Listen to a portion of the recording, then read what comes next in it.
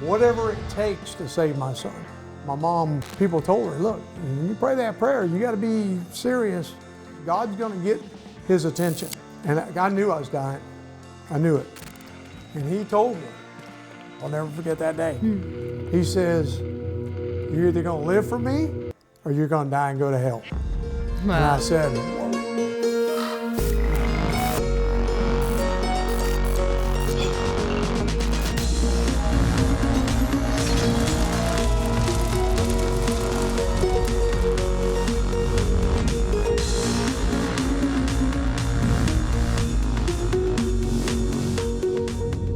welcome to another episode of the BTLfield podcast. I'm here today with Bruce Asbol, and we are going to talk about his near-death experience. You've been in the church for most of your life, you said, right? You know, at birth, whenever you could go to church, my mom brought me to church. Yeah. I felt like church was like, that wasn't me. You know what I mean? But on the same token, though, my mom, she was really pushing it like, hey, you're going to do this. And I think a lot of kids, and I've seen it with my own daughters, the more you push somebody, you're going to push them away. Yeah. My dad was, he was there. My mom was the one that made us go to church. I remember, the guy would come in and he would preach hellfire and brimstone, and I would be scared. I don't want to go to that place, and I'd get saved, and then I'd be going back doing the same thing I did before. As I got older, got around 16 years old, and I started driving, I'm like, I'm not going to, have to ride to church.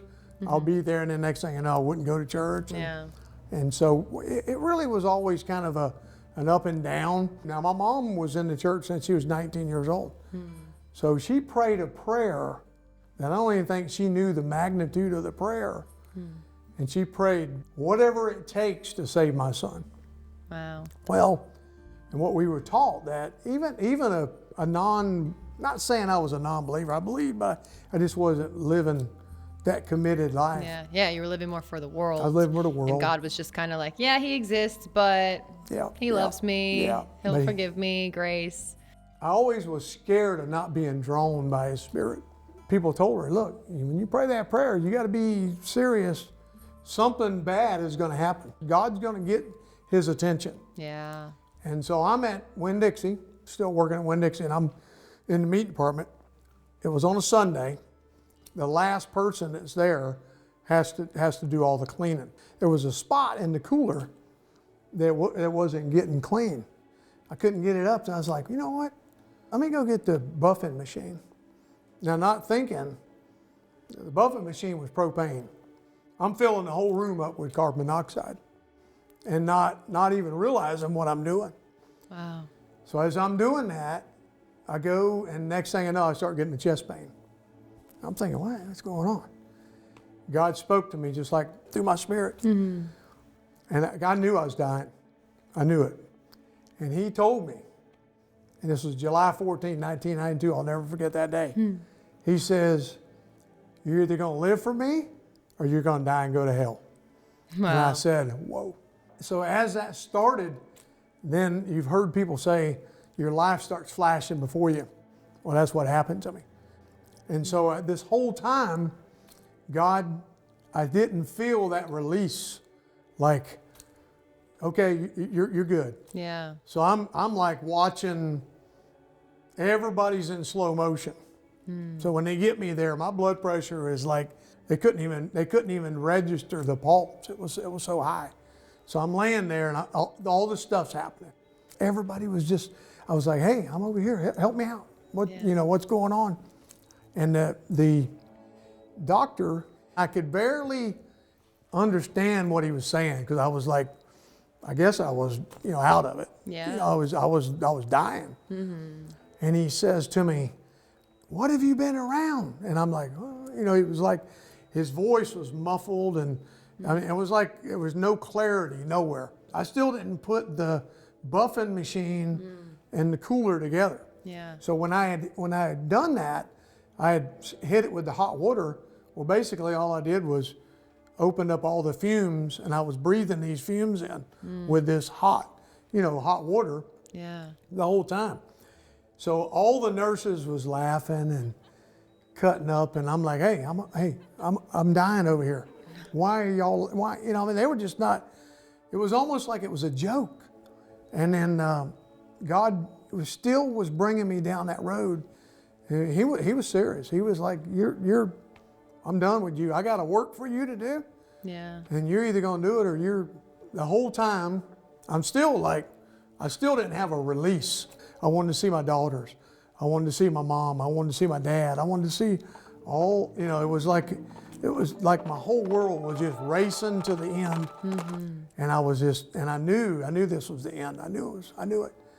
And so finally, I think they had called my mom, said, Bruce is dying. And so they rushed, to the hospital. So when my mom walked in the room, I felt it. I felt and you know what, the first thing she asked me, she said, did you ask the Lord to forgive you? And I said, oh, ain't that stupid, I did. But the reason that I didn't feel that release is because I'd played with God before. Yeah. And God was serious. And he was like, this is it. This is my time. We always joke around, I got saved in that cooler at Winn-Dixie, but now I have that peace. I don't have that, like as a kid growing up and in the church and all, always doubting and wondering if I was, what it would be like when I die. And so I think God had a plan. I've had cancer since then. I've had 2 years ago, I fell 10 foot off a ladder, about killed myself. Oh my gosh. Broke 8 ribs, broke my collarbone. That was a battle. That was a battle, getting through that. That was tough. So, but there again, God, I think I'm hard-headed. So God has to have things happen for us to change and to see what his point is. Hopefully I'm doing the right thing now. My wife says I'm too judgmental sometimes with people, but I watch what's happening around them. But yeah, the fruits. Well, and I think sometimes it's hard to. I was just talking to Jesse about this the other day. Sometimes it's like, am I judging righteously of how God judges, or am I judging because there's a judgment that's out of love that's like, hey, you're not living right. I want to help you. That's right. But then there's the judgment of like, oh, they're not living right. I'm not going to talk to them. That's right. So it's the way you act from that initial righteous judgment. I want to be that's the way I pray every morning. I pray, Lord, burn up everything in me. It's not like you. I'm not perfect. Yeah. But I'm not going to continue in that sin. No. Because that's what I was doing as a kid and older, is I just kind of thought, I'll go do my thing. I'll get forgiveness, and I'll just go. But no, it plainly states in the Bible talking about that. Romans 6. Yeah.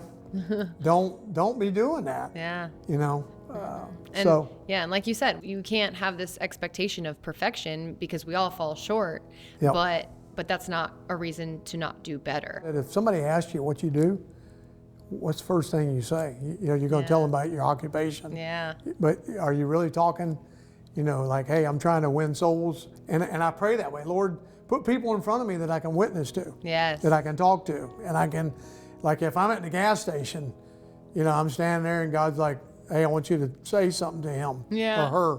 You know what I mean? And you got to do it. Yeah. If not, then next thing you know, you're thinking about it. Like, hey, I should have did that. Yeah, exactly. God is going to orchestrate the direction that he wants you to go. Yeah. And if we're listening. Yes. And that little thing that you say to that person might have just shifted their whole day. They might have been thinking about killing themselves. That's right. And so listening to that voice, and that's something that I'm getting better at and now in my walk with God, because of exactly that. We need to be obedient. And the moment we don't be obedient, even when it's that little thing where you're like, well, that's so minuscule, it doesn't matter. And that's when the enemy starts getting into your head, like how you just said, oh, well, I should have done that. And then you start condemning yourself and beating yourself up. So when you're just obedient in the first place over the littlest thing, you don't even have to worry about that stuff. That's right. That's right. I was the kind of person that if I didn't like you or I didn't know you, I wouldn't really talk to you. So God took a guy that's that way, and now I'm totally opposite. I pray every day for my family.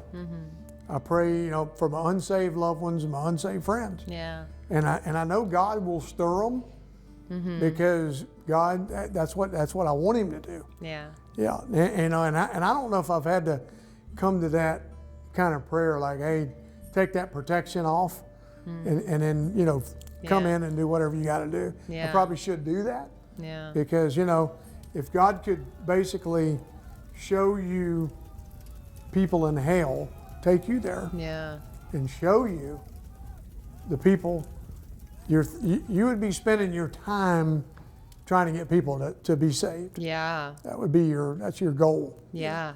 And that's what our goal should be anyway. Definitely. Is to be that way. And not stop because of persecution or That's right. judgment or being a people pleaser. Yeah. And that's something that I have had to push past, and just like have felt such a shift to not worry about all that stuff and say what God's telling you to say. Yeah. The United States, we haven't had no persecution like the other countries. Yeah. And we call ourselves Christians, and we don't go through what they had to go through.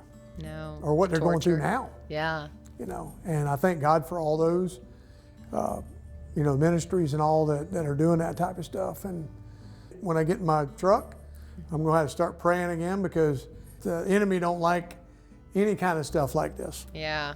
He don't like it. He's mad right now. Thank you. And I'm so glad that you're able to share all that. I know it's going to definitely help some people who maybe are on the fence, who've grown up in the church and are like, well, God loves me, and if you're feeling that way, he does love you, but he also asks you to repent and change. Really being the new creation is changing, and you can't be a new creation without change. So again, thank you so much for sharing everything today, and you guys will see you on the next episode. And as soon as I held her and she opened her eyes, that's when I heard that voice. And I turn around, I hear the voice again as I'm turning around, and I was like, whoa. They're just trying to tell me what to do, how to run my life, and this and this and that. But this whole time, my mom is fighting demons, my sisters, everybody's fighting the demons that are holding me and keeping me from them. What a few words can do. Sometimes that's all it takes, is a few words.